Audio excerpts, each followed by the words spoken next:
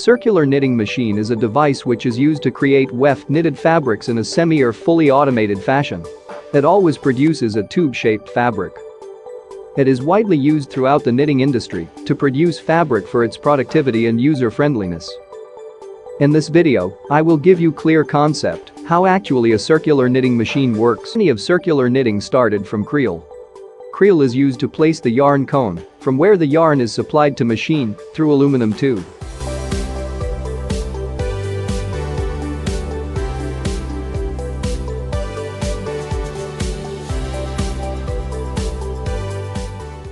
From cone yarn go through the aluminum tube to positive feeder.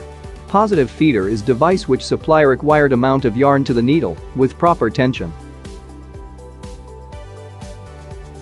Let's see some important parts of positive feeder and their functions. Knot catcher. If yarn contain any knot, it minimizes by knot catcher. Magnetics tensioner maintain proper yarn tension. Through the magnetic tensioner, yarn wounded into a pulley is called yarn pulley. Yarn pulley store some extra yarn to ensure continuous supply of yarn to the machine. Upper side of positive feeder have two driving pulleys. Driving pulley got motion through the tooth belt. If any yarn breakage occurs, it detects by a sensor and stop the machine automatically by its automatic break detection system. From positive feeder yarn enter into the needle to forming loop through feeder guide. Then the yarn received by a needle and forming loop by the action of cam and sinker.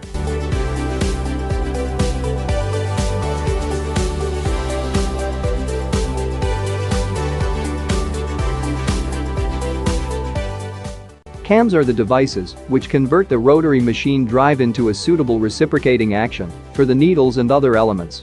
Movement of each needle is obtained by means of cams acting on the needle butts.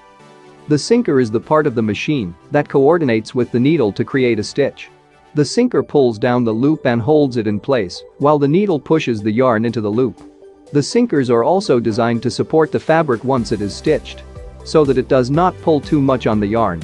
A close-up shows how a circular weft knitting needles knit one after another in sequence for each yarn. Loops are formed horizontally by needles knitting around the cylinder forming a tube. After yarn knit on the knitting elements, the knitted fabric is passed over a spreader mechanism through take-up roll and is wound into a roll. This elliptical spreader distributes the take-up tension uniformly and enables the fabric to conform to a flat tube.